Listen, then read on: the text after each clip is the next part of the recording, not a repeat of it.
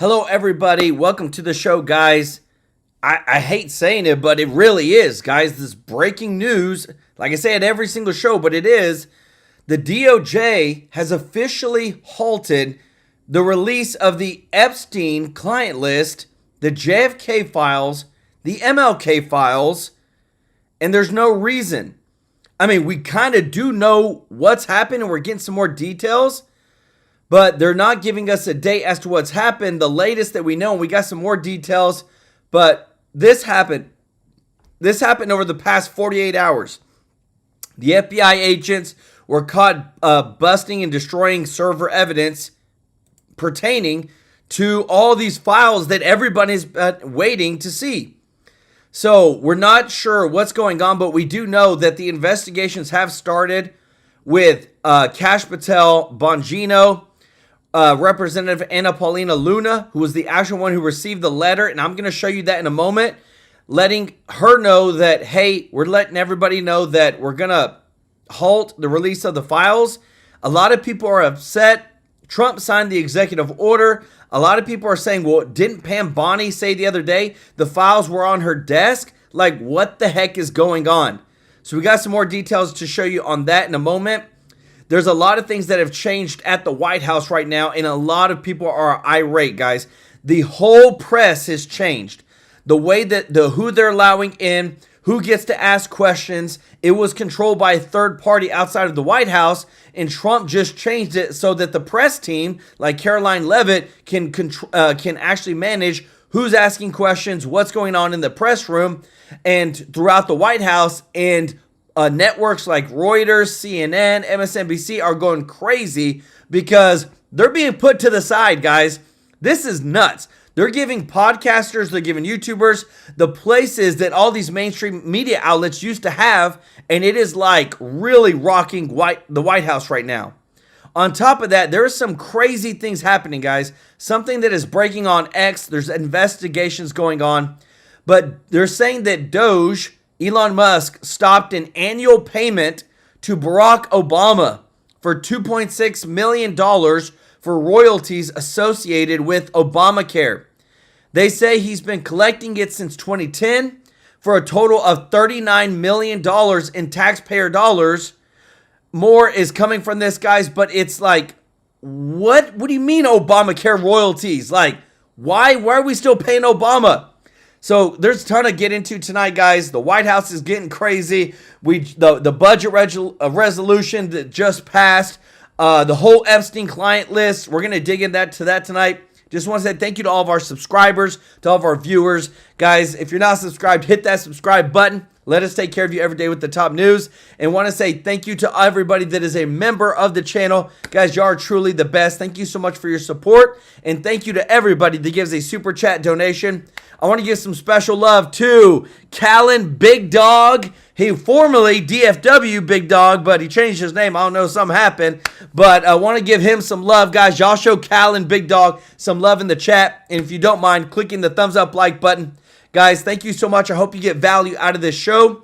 A lot is happening with this. The FBI agents busted, destroying server evidence. We're going to show you the letter in just a moment. But I want to get into what the heck is going on with the White House, the media outlets getting kicked out, the mainstream. This is nuts. Check this out. Folks, listen to me here. This is important. The era decades ago, as I've said often, of CBS, NBC, and ABC, Cronkite, Brokaw, Peter Jennings, and others, basically dictating what the nation spoke about, is over. So I was born in 1974. I remember this. I'm not going to tell you I was following politics when I was 6 years old. It'd sound ridiculous. But I remember the Reagan presidency. I remember my mother and father talking about it all the time. If it was not discussed, when I say it, I mean anything. The DOGE, transgender comic books in Peru, whatever it may be. If it didn't make the nightly news, you didn't hear about it. Because there was a good chance it wasn't going to make your local paper either. So unless you were living inside the government and filtering through the paper every day and had an inside source giving you information, there was no way for you to know really that this was going to happen unless you were really like a diehard advocate for government reform and doing a lot of homework every day. Twitter, X, Facebook, TikTok, the internet, websites. I mean, Drudge at the time before, went way far left. They changed everything. Mm-hmm. It is now, things are a national story at the drop of a hat. Why is this important? Because of the transition to this next segment. The White House Correspondents Association, the WHCA, which to me means WACA, the White House Communications Agency, which handles comms, but that's different. The White House Correspondents Association that represents media interests, they're very upset about a decision that was made yesterday. And the way they're framing this does not necessarily align with my experience working in and around the White House. They're making it out like this is some kind of, Karoline Leavitt, tyrannical, Donald Trump-led move. They're trying to cut off media access to the White House.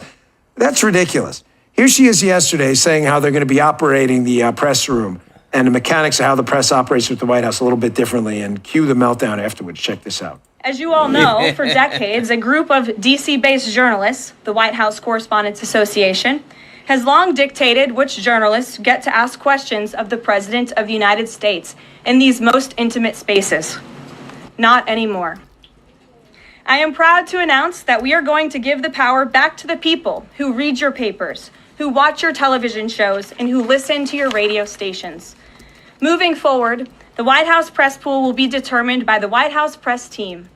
Legacy outlets who have participated in the press pool for decades will still be allowed to join, fear not, but we will also be offering the privilege to well-deserving outlets who have never been allowed to share in this awesome responsibility.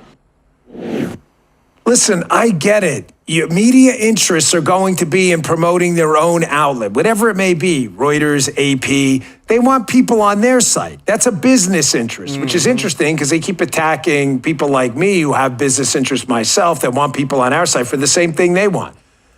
But this new democratized information exchange era requires new ways of operating.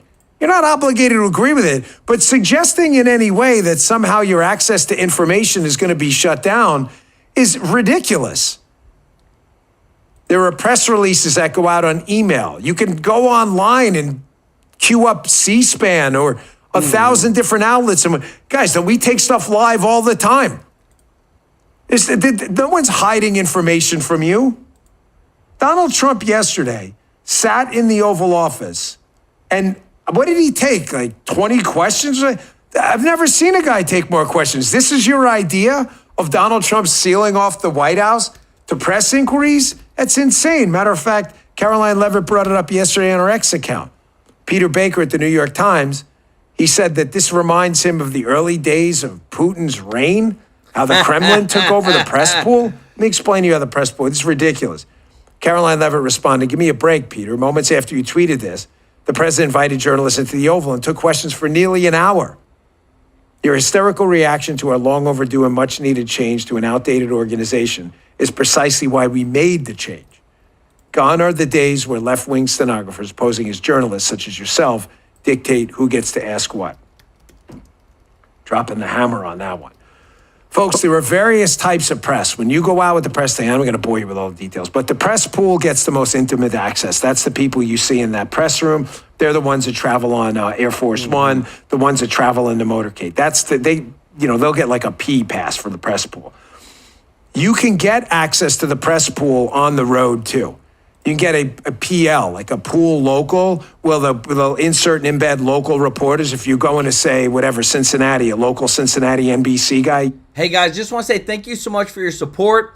It just broke. We're going to show you in a moment, but the United States is set to release the Jeffrey Epstein flight logs and client list tomorrow. Holy smokes, guys. I'm going to bring this over for us to see in just a moment, but wow. And also, too, guys, if you don't mind clicking the thumbs up like button, thank you so much for your support. But this is huge breaking news. It broke just 2 minutes ago. You stick them in there as well so they get access on the road when you're in Cincinnati.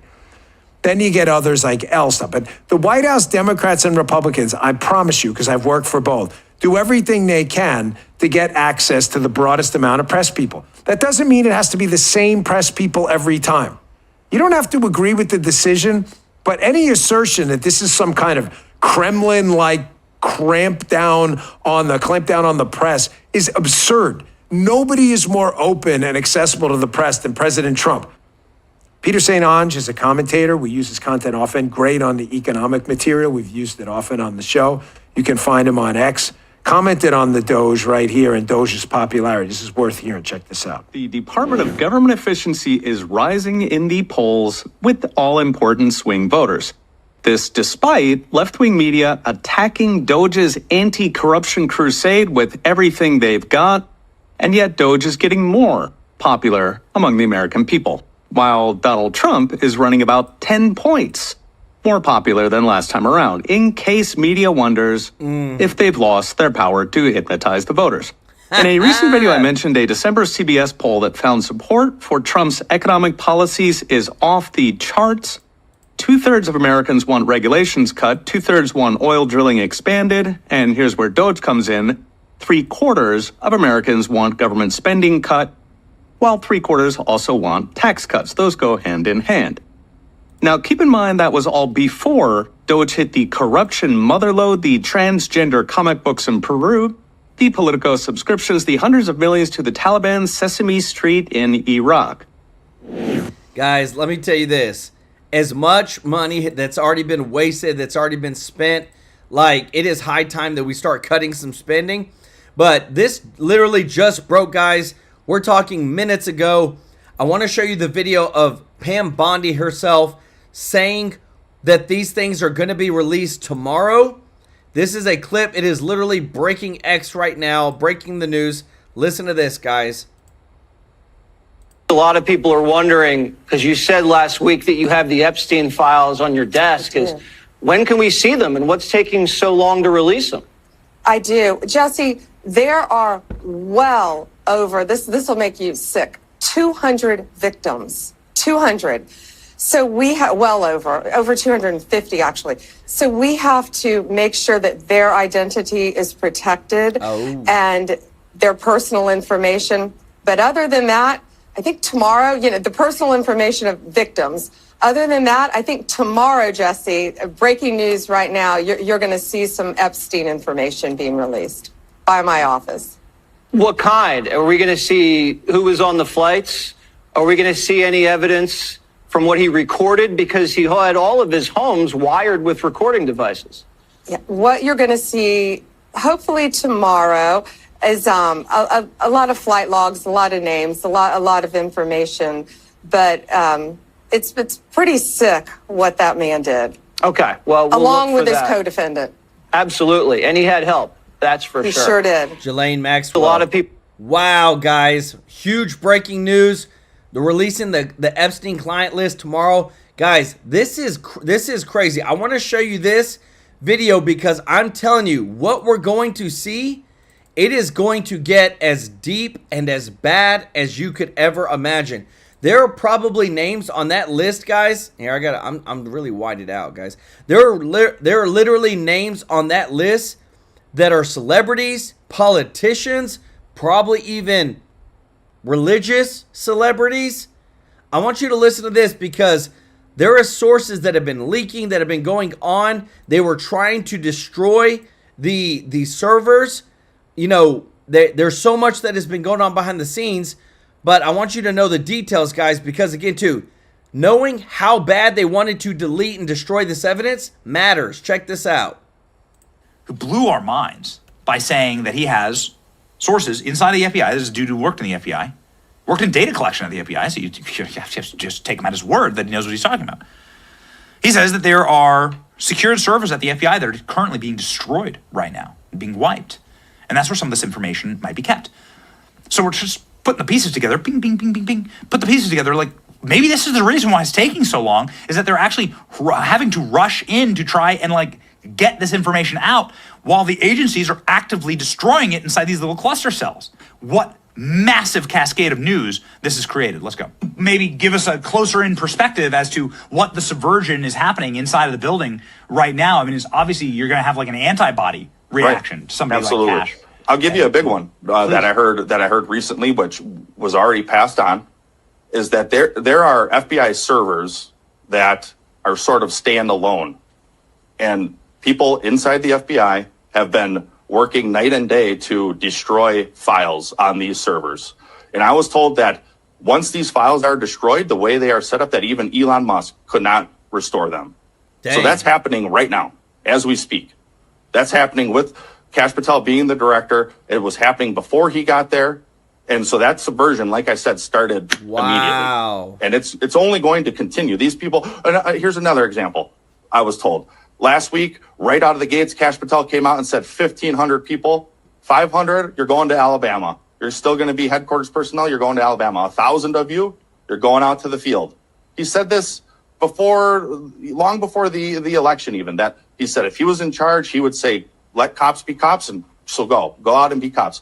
Already, people are saying, we are not going to comply with that. We are going to make it seem as if we transferred. We're going to do what they call, quote unquote, paper transfer. So Garrett O'Boyle is an FBI whistleblower, and he made monster news on our program. This, again, went thermonuclear viral, millions and millions of views. The FBI has a secret server that they are deleting the evidence on, and there's no digital forensics. So there's a way to do it. It's a very, very sophisticated process, but there's digital forensics. You can really set something up that when it's deleted, it really is truly deleted. Not like Hunter Biden laptop kind of stuff, right? Where you can do all these backups, but you can actually really make sure that you're atomizing information and data. What data are they atomizing? We asked Garrett yesterday. Here we go. Somebody who works inside of the West Wing came up to us in a private setting when we were in DC and said, you would not believe the number of times that my office has to be swept for bugs. It's crazy. And inside the White House has to be swept by agencies to figure out if there's electronic monitoring that's happening to us on a daily basis. It's crazy. Any idea what's on the servers that's so damning that it has to be siloed into such a secure facility with the lack of redundancy or capacity for anybody to go through and sort of from digital forensics, right? You can uncover most data that's deleted, you can uncover it in some capacity. So somebody's worked very hard to make sure that this data that you're talking about can be deleted and destroyed forever. Any idea what it is? No idea on what it is. I can only speculate, but you mentioned the Epstein list. I'd imagine it's cases like that. It's intel cases that are very siloed, very secretive. And I'm sure there's probably even information regarding the FBI's own subversive measures against Americans, Well, hold up. Wait a second. So here you have the FBI whistleblower who's testified before Congress, who was in charge of data collection at the FBI, telling us that there's a secret server that's being actively deleted and that the Epstein files are on that server. And at the same time, in this lane, you have this problem where we haven't gotten the Epstein files yet. Is it because the Trump team is playing catch up? Where are the files? Is it because the deep state might be actively subverting them? Well, this is, of course, a massive problem. Let's begin here with Michael Shellenberger, one of the best reporters in the world, confirming our scoop yesterday. Here's Shellenberger saying an FBI whistleblower, this is Garrett O'Boyle, right here that he tags, confirmed to me that a source inside of the FBI has confirmed that FBI employees are destroying evidence on servers. He has informed Kash Patel of this. I hope he and Pam Bondi, John Ratcliffe, Elon Musk, are preventing this. We urgently need disclosure. Guys, this is getting crazy because, again, too, the whole Epstein files, everything that's coming out, it doesn't make any sense. We just had Pam Bondi tell us that they're releasing stuff tomorrow. Who is it coming from? Is it coming from Trump? Is it coming from, I don't know. Just want to say real quick, guys, thank you so much for your support. If you don't mind clicking the thumbs up like button, thank you so much, guys. But listen, this literally, guys. So Pam Bondi just 20 minutes ago said that they're going to release the Epstein file list tomorrow. But yet 2 hours ago, Representative Anna Paulina Luna got a letter from the DOJ office. This is the letter. And the official letter saying that they received a formal response from the DOJ on the Epstein, JFK, MLK, and RFK files, and they're saying that they're going to put a halt on the release. What is going on right now? Like, guys, I am mind blown because we have such conflicting news. We have official documents saying this, and then Pam Bondi comes on Fox and says this. Let me know your thoughts, guys, because I'm kind of like wondering what the heck is going on, who's pulling the strings. A lot of people want to hear what's going on, but I'm just wondering, is there deep state involvement in this? And on top of this, guys, the whole government shutdown is looming. The president, they just passed the budget resolution. So we're going to jump over to some stuff like that. But I'm going to keep looking and keep you updated. Check this out. What do you think, President Trump? I mean, he's got Elon Musk like an unguided missile, which I think is powerful in this regard, into the administrative state, particularly in these audits or finding out whether there's waste, fraud, abuse, or what I call leakage. What do you believe has to happen to convince the capital markets that this administration is serious about making significant cuts to federal spending, so that whether it is external revenue coming from tariffs or this new tariff regime, which is supposed to kick in next week on March 4th, 25% to Mexico, 25% to Canada. This is massive given the size of our trade with them. What do you think he has to show in order to convince the capital markets he's serious about getting to a balanced budget? He said it twice today in the cabinet meeting in front of the media. But what actions do you think they're going to have to see to make sure they see that this is serious, to get our deficits at least under $1 trillion to start with, and hopefully down to some sort of balanced budget? Well, I think we're seeing the actions, right? And like I said before, I think President Trump is showing how serious he is to sort of close that gap. But I think what we need to start seeing is results, right? There's a big difference, and I'm not talking about President Trump here, but there's a big difference between hypothetical spending cuts and actual spending cuts, right? It's easy to get everyone to agree to cut spending on something in the future. But to take dollars from, any congressman's district, that becomes more and more difficult. We've seen this time and time again. And I think when we start to really push through with spending cuts, we're going to start to see resistance. So we need to just start making progress, start closing that gap. The more it closes, the more confidence in the U.S. will increase, confidence in the dollar will increase, and that will buy President Trump time. There's a lot of things being touted. I think Judy Shelton was proposing zero-yield trust bonds that are convertible for gold. So there's some good ideas. Obviously, she's not part of the administration. She's being touted potentially for the Federal Reserve. There's a lot of good ideas coming out of the administration and potential appointees, but we need to start seeing results, because if 12 months from now, U.S. national debt's at 40, 45, 12 months after, there's nothing the administration can say. I think this is a wonderful first step, because you can tell the sense, right? The questions that they ask President Trump, they're not to inform the American people. They're to act like activists, just like these judges masquerade as activists. These journalists masquerade as activists too. They're the tip of the spear when it comes to the resistance. And all that they're trying to do is set President Trump up to take the bait, to create this narrative. I overhear them talking, collaborating, and colluding to come up with certain narratives, right? That's their intention. Now, they also control the seating, right? When you watch the briefings, the people who are sitting in those chairs, I would advocate, and I'm not just talking selfishly, but I would say you need to reorient who's sitting in those chairs as well, right? Karoline Leavitt said, we want to hold outlets that lie accountable for their lies. Okay, Politico lied about the Hunter Biden hard drive. Why are they still sitting in one of the front, if not two front rows, being able to ask questions, right? It's time for accountability. I know we aren't allowed to say the word retribution, and saying that in earshot of any of these people, who knows how that's going to end for me. But this is not retribution. It's justice for mainstream media outlets who are state propaganda that have lied to us for decades. I think you're trending already. You said strip them of their seats. Go back and make the case for that. I mean, it's pretty hardcore throwdown. What do you mean strip them of their seats? I think that's going to go viral here. We're going to push it. What do you mean by that? Well, look, and make your case. What's your justification of that? Well, through the paradigm that the White House has set forth, they said we will hold outlets accountable for their lies. And if lying about the Gulf of Mexico, Gulf of America was enough to get the Associated Press ripped out of the Oval Office, then every single legacy media outlet in there, that is child's play compared to the lies that they have propagated against the American people. And I'm not just talking the marginal fact checks about the efficacy of, COVID vaccines or election fraud.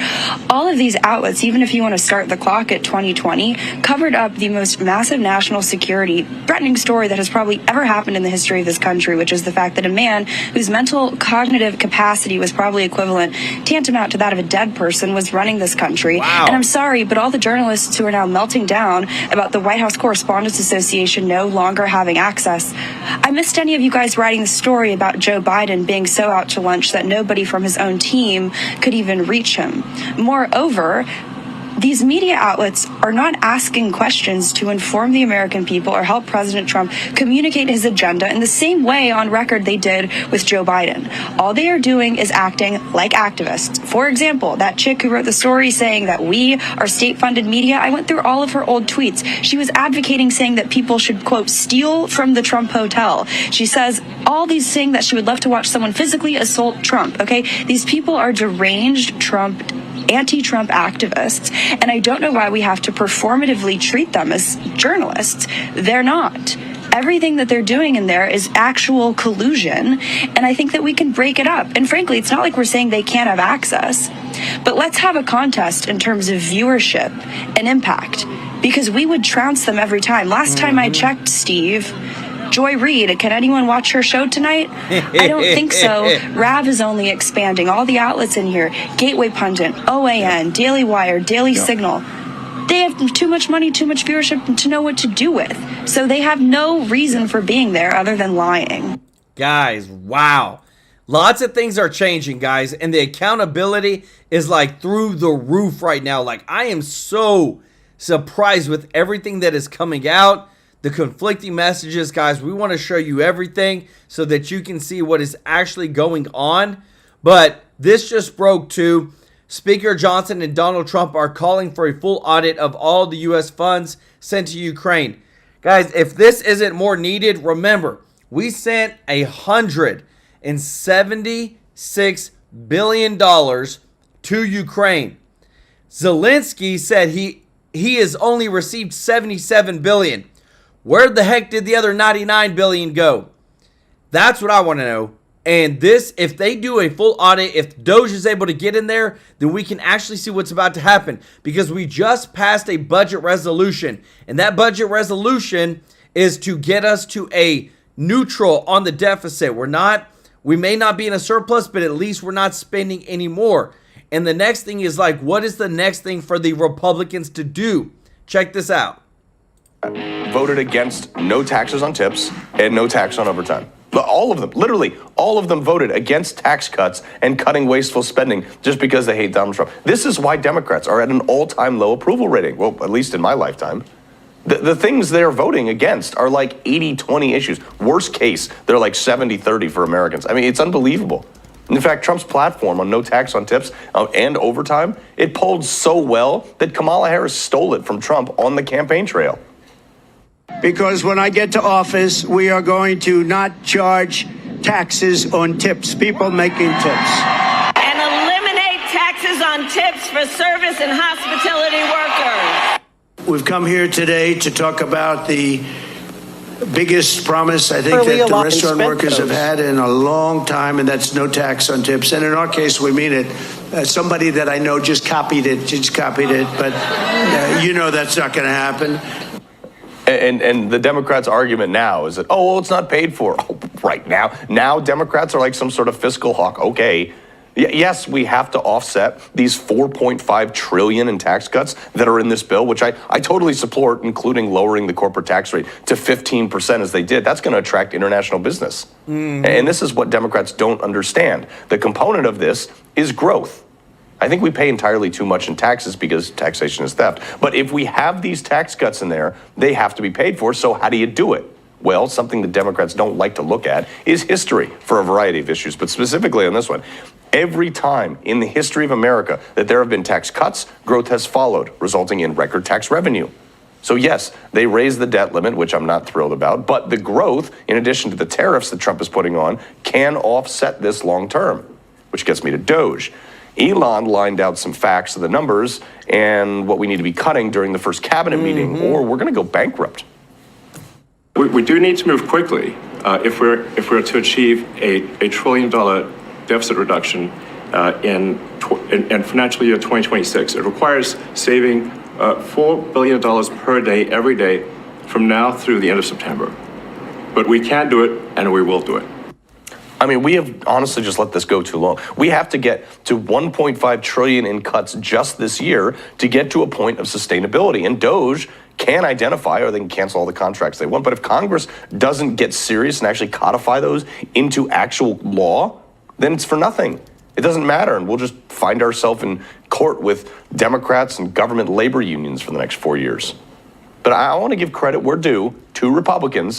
Sometimes I'm hard on them, but they actually address the third rail of our fiscal policy. Entitlement programs.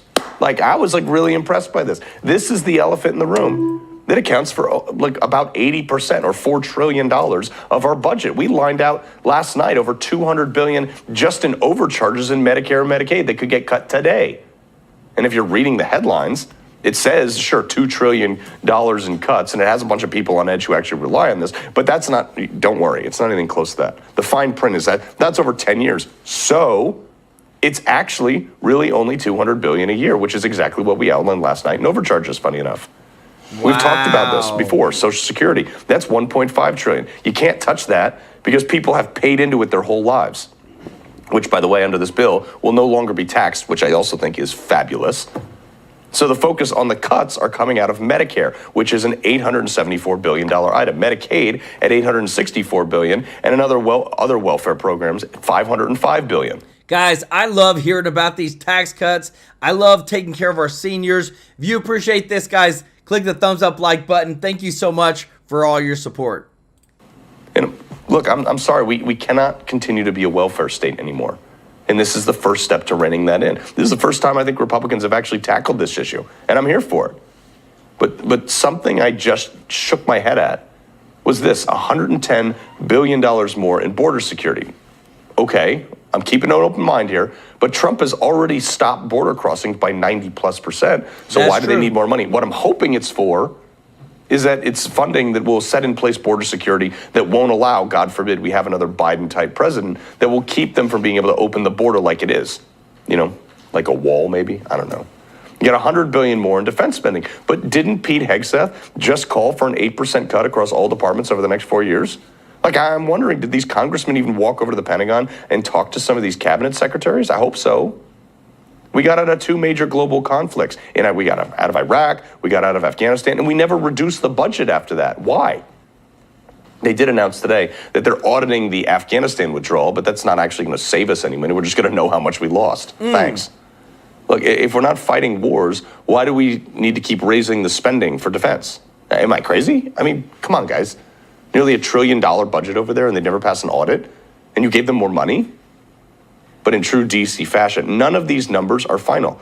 And this is why America hates government. You people have been doing this for 2 months, and you haven't ironed out how you're going to cut these things specifically. This bill heads over to the... Guys, and that honestly, when he says that, it always goes back to mind of, what the heck are they doing over there? And I want to show you this, guys, because, again, from the man himself... It is super important because I know that a lot of people rely on Medicare, Social Security, Medicaid. The Democrats are trying to smear campaign Trump right now, but listen to him from his own mouth about the cuts and all that. Listen, check this out. The spending bill that passed last night aims to cut $2 trillion. Right. Can you guarantee that Medicare, Medicaid, Social Security will not be touched? Yeah, I mean, I have said it so many times, you shouldn't be asking me that question. Okay? This will not be read my lips. It won't be read my lips anymore. We're not going to touch it. Now, we are going to look for fraud. I'm sure you're okay with that, like people that shouldn't be on, people that are illegal aliens and others. Criminals in many cases, and that's with Social Security. We have a lot of people. You see that immediately when you see people that are 200 years old that are being sent checks for Social Security. Some of them are actually being sent checks. So we're tracing that down, and I have a feeling that Pam is going to do a very good job with that. But you have a lot of fraud. But no, we're not doing anything on this. So you hear that, guys? Again, and I like how he said that. He's like, I've said this how many times? Like, why do y'all keep asking the same question? We're not touching Social Security. We're not touching Medicaid. But we are going to get out all the fraud. Don't you want to get out all the fraud? And like, that's where, again, too, it's like making sure that these people are held accountable to, I mean, if there is hundreds of billions of dollars in fraud and we can catch it, and then we can actually give back more to who? The American people, our seniors, and make sure that they're taken care of and that they're getting the best amount of money that they can get. Because, I mean, I know that there's seniors that are living on $1,000 a month or less. Sometimes it's like $990. How is a person supposed to survive on that? And that's where I go back to of making sure who's put first, who's put as priority, and making sure that those people are always taken care of. But again, too, guys, big things happened today with the meeting with Trump, the cabinet meeting, and what's going on. And what I love is that, again, it's full transparency. When we look at how Joe Biden carried himself out versus how Trump is, it is literally night and day. Check this out. A new episode of The Apprentice just dropped, and this season it takes place at the White House. The cabinet's competing to get the best results for the country. And Trump's a little busy, so he's bringing on another judge. And if you don't like him, get out. President Trump put out a Truth Social today saying that everybody in the cabinet was happy with you. I just wondered if you had heard otherwise. Elon, let the cabinet speak just for a second. Is anybody unhappy with Elon? If you are, well, throw him out of here. If you're anti-Musk, you're getting doged. But so far, Elon likes what he sees. President Trump has put together, I think, the best cabinet ever. Literally. So, and I do not give false praise. This is an incredible group of people. I don't think that such a talented team has actually ever been assembled. I think it's literally the best cabinet that the country's ever had, and I think the company should be incredibly appreciative of the people in this room. Today's cabinet meeting didn't look like a typical meeting from the last 4 years. The First Lady wasn't sitting at the head of the table, and no one had to submit talking points ahead of time like they did with Biden. Last year, a source called Biden's cabinet meetings kind of an act. Joe went a whole year without one. We're a month into this administration. Every cabinet official was there, and they know what their job is.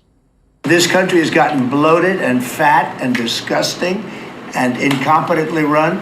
I think we had the worst president in the history of our country.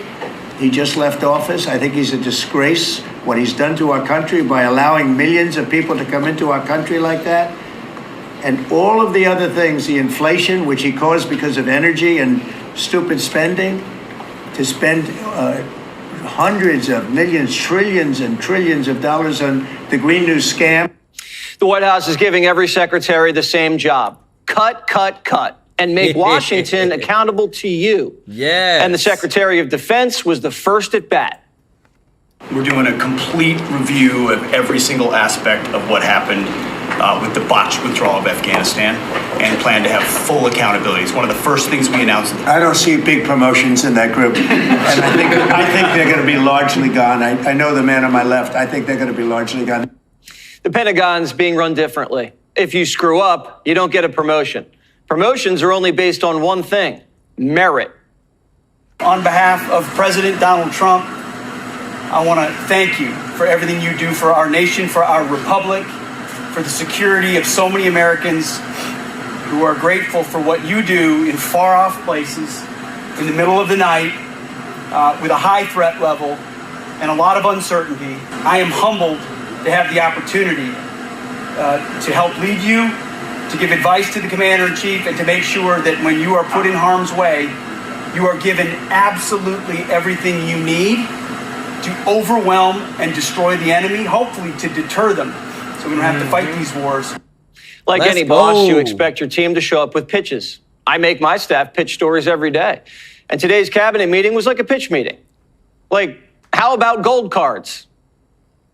200,000 of these gold green cards is $1 trillion to pay down our debt.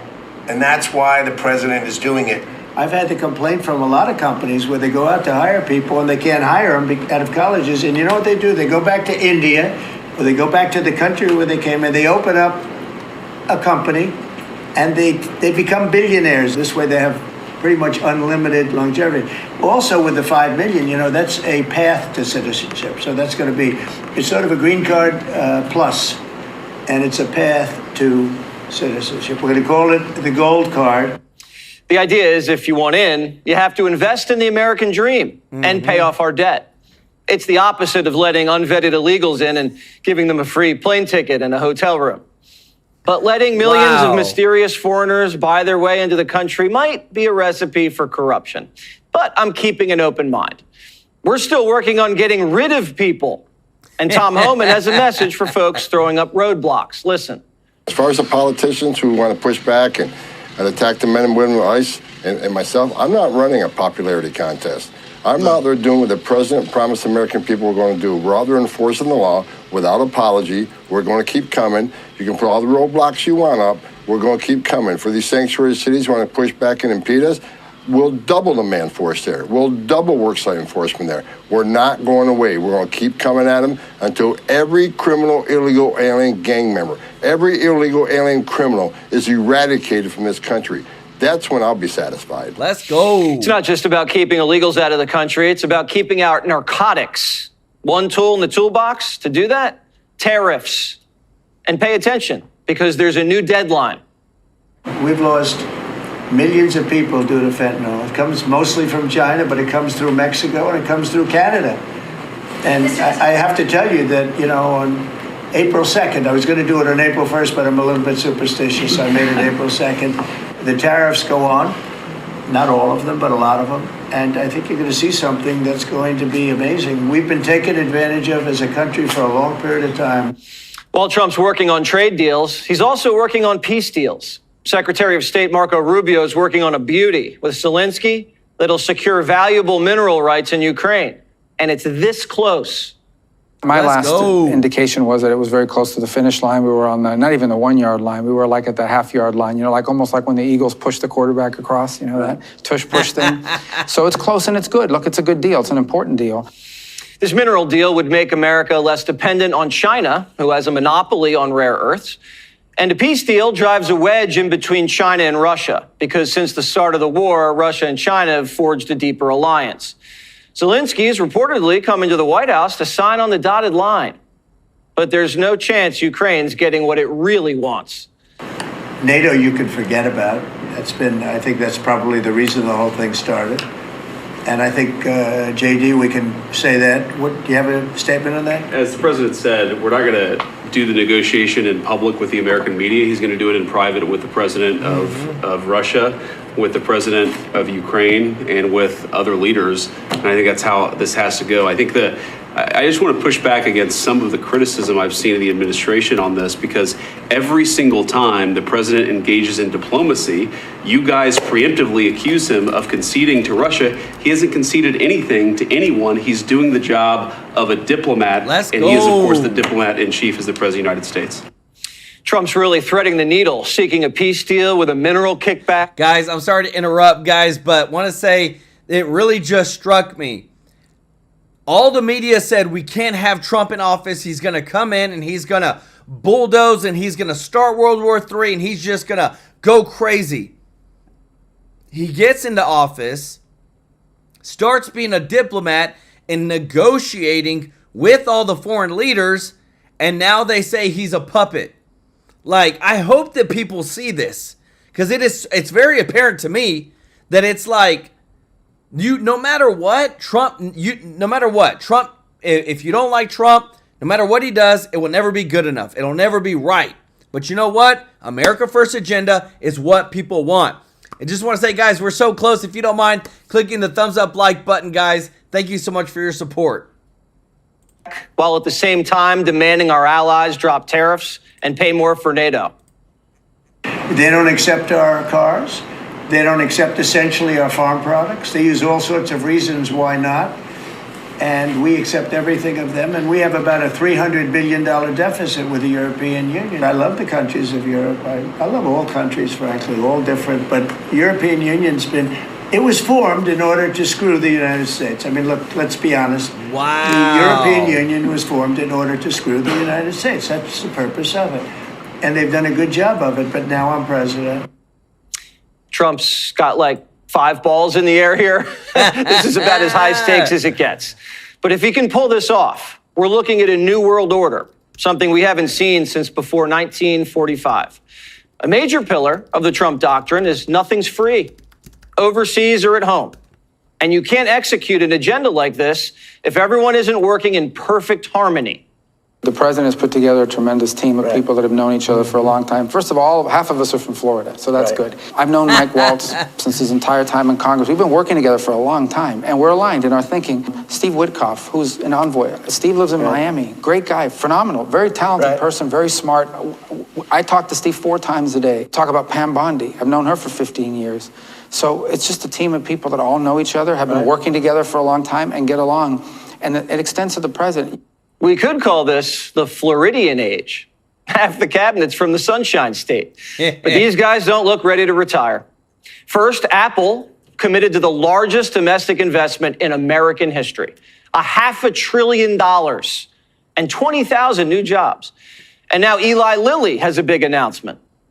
Today, we're announcing 4 new sites, 27 billion additional spend, bringing our total to more than 50 billion since 2020 in the U.S. So huge build out in our country, and it's to support our pipeline growth overall, but disproportionately growing in the U.S. And so here we'll be building 4 new sites. 3 are active ingredient sites, and then 1 parenteral site for the injectable medications.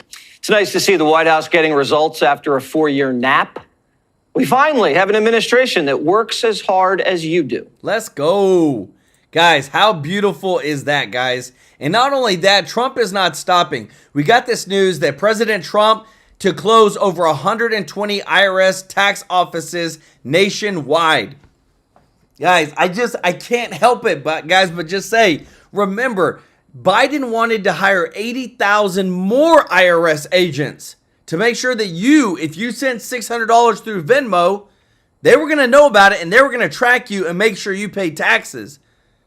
But when it comes to the government, you can't look at them. You can't audit them. You can't mess with their spending. But Trump is now, first step, guys, in eliminating the IRS and moving towards the External Revenue Service. And this is where it starts. I want to say thank you so much, Tamra, for the super chat. Let's go. Said, I am closest to heaven with this cabinet that gets it. I love it. And thank you so much, Shelly Bergman, for the super chat. Y'all show Shelly and Tamra some love in the chat. Guys, it's beautiful. The stuff that is leaked out now that we're literally holding so many people accountable over what has happened, and they can't lie anymore. Check this out. Revealed the leak was nearly 6 times larger than previously known. Here with more, House Judiciary Committee Chairman Jim Jordan. All right, I'd like the answer the president gave on targeting. Let's talk about targeting. And you were involved, you were on this program a lot when they lied and peddled the conspiracy theory about the Russia hoax. You were on about Pfizer abuse quite a bit on this program. You were on when they targeted Donald Trump with jacked up charges in New York and a false valuation of Mar-a-Lago and a double standard when it came to top secret classified information. Let's talk about targeting. Are we going to get to the bottom of these issues and who is corrupt? Yeah, that's why we sent 7 subpoenas to the FBI yesterday to get the answers to the questions the American people have. But you're exactly right, Sean. President Trump was targeted by Jim Comey, Peter Strzok, Lisa Page, Alvin Bragg, Fonnie Willis, Jack Smith, and now we learned the IRS. This Charles Littlejohn guy, he went to the IRS as a contractor with a specific goal to get President Trump's tax return and release it to some left-wing media publication, which is what he did. But he also did it for 405,000 other entities, individuals, and businesses. And he gets charged with 1 count. 1 count is all the Biden, Garland, Justice Department went after this guy for. So, yeah, you're exactly right as well, that when they go after Elon Musk, oh, he's going to get access to information he shouldn't. Are you kidding me? Look what they did. Look what this guy did to the President of the United States and 405,000 other Americans. Didn't we learn that little old Sean Hannity, just a little talk show host that I am, that my personal information was gone through? Didn't they suppress my social media accounts? Didn't thousands of my personal text messages get released? Do I not have privacy as a member of the press? Nobody seemed to care when that happened to me. I don't recall anybody in the state-run legacy media mob defending me, not that I would expect it. No, they didn't defend you, but it happened to you because you make a difference, because you have an impact. That's why it's always, I always tell folks, if the left isn't coming after you, you're probably not doing anything worthwhile. You're doing things worthwhile. That's why they came after you. I remember when we got shadow banned back in 2018 during the whole Trump-Russia collusion thing, there were 4 members of Congress who just happened to be digging into what the Comey FBI had done to President Trump, and we get shadow banned. Thank goodness we've changed what Michael Schellenberger, who wrote some of the Twitter files, called the censorship industrial complex. Thank goodness Elon Musk, President Trump, and I'd like to think some of the work we've done on the Judiciary Committee has made a difference in that area as well. So we just got to keep that effort up and make sure that this censorship stuff doesn't happen anymore. Okay, what about Fani Willis writing you a letter accusing you of bullying her? Really, what would you like to know from Fani Willis?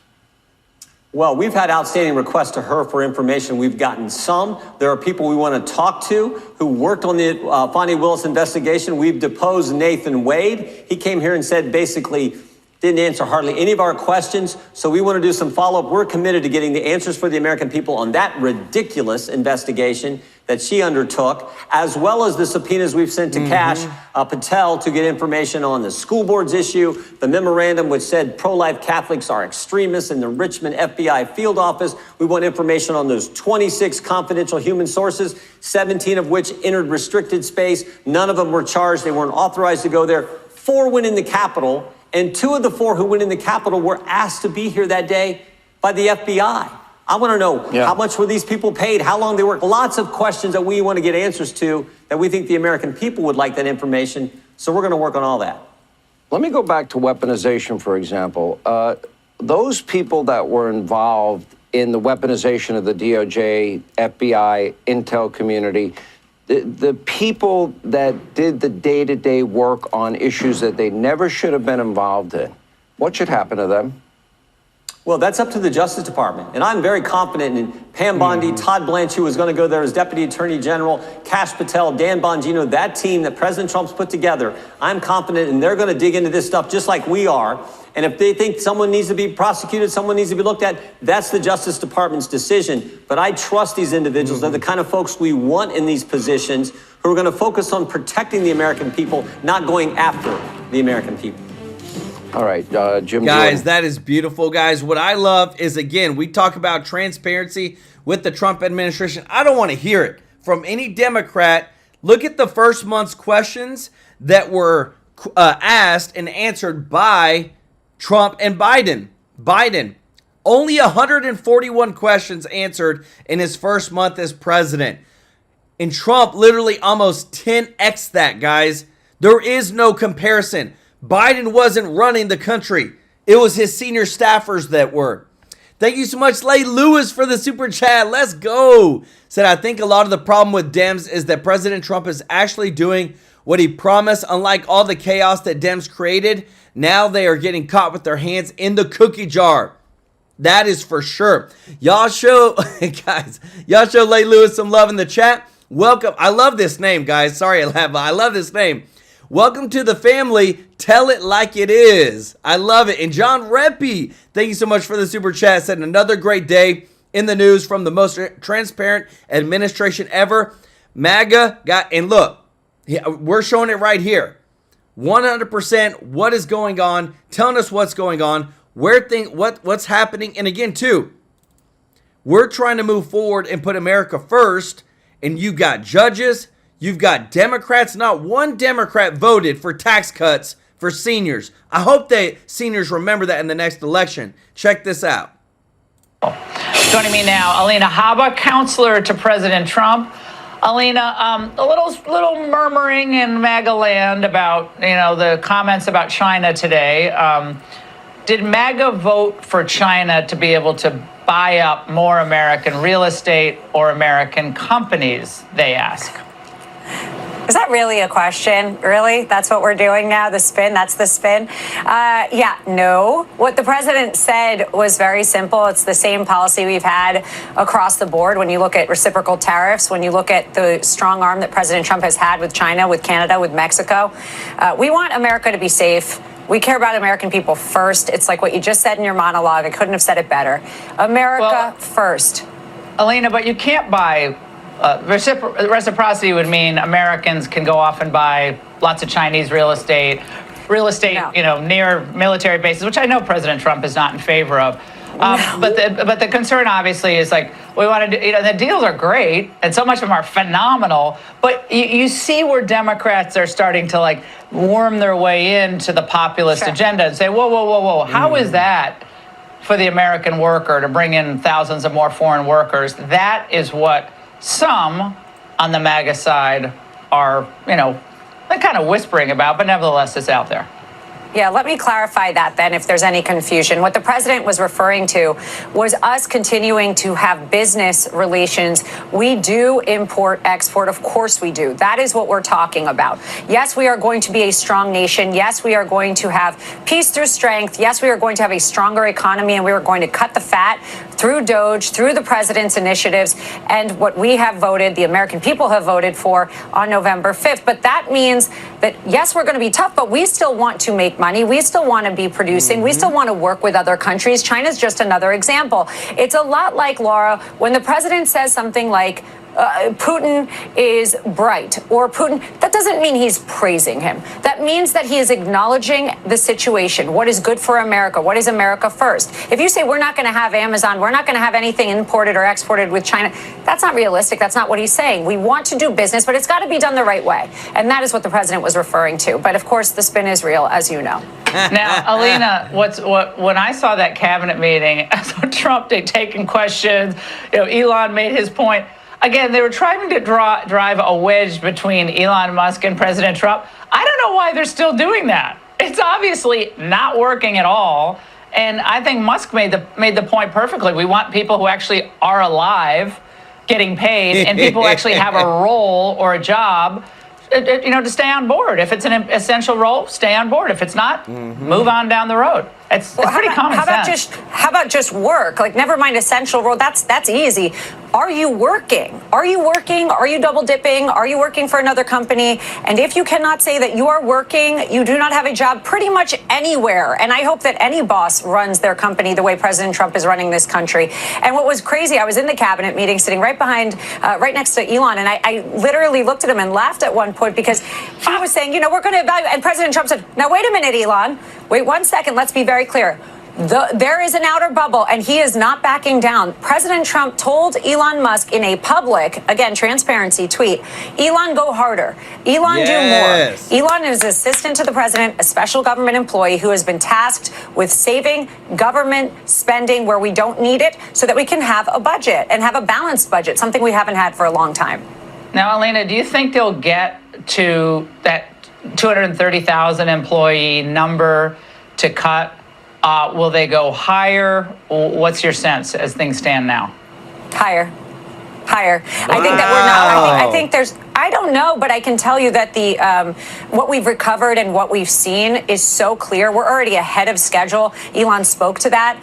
Right now, if we continue at this route, we hope to have a balanced budget. We hope to fix the deficit, serious problems that have existed in this country that have not been addressed. And you have to do it quickly and swiftly. And President Trump expects us to work really hard to make sure it gets done in this administration, not in 6 years, not in 10 years. Alina, it's always great to see you. We saw you sitting in that cabinet room. Thank you so much, as always. Thank you. Guys, let me tell you this. I'm so excited for where things are going.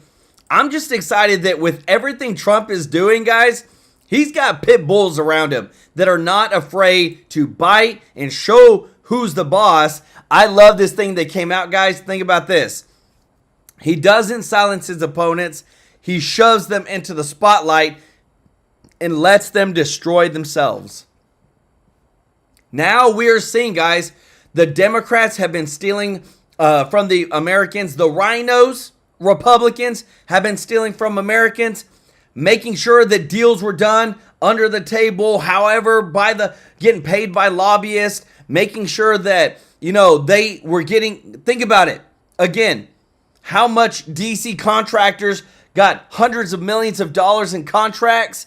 None of the work was ever getting done. You literally had money that was supposed to go overseas. You hear about these big, beautiful bills. Oh, we're going to send them $10 billion to this earth. They had an earthquake or they had a flood or whatever. Pennies get to those people. And it's all corrupt, guys. And I hope that we have the biggest spotlight in the next couple years to show the American people, do not let far left progressives in office anymore. Don't let rhino Republicans in office anymore. If you don't have America First agenda, then stay away. I want to say thank you to everybody that's watching, guys. If you're not subscribed, hit that subscribe button. And if you don't mind clicking the thumbs up like button, thank you so much for your support. Remember, we got our new channel, TrueLife Breaking News, which is focused on shorter content, form content, like 6-minute, 8-minute videos of other breaking news that's happening, guys. Please go. The link is in the description to join and subscribe to that.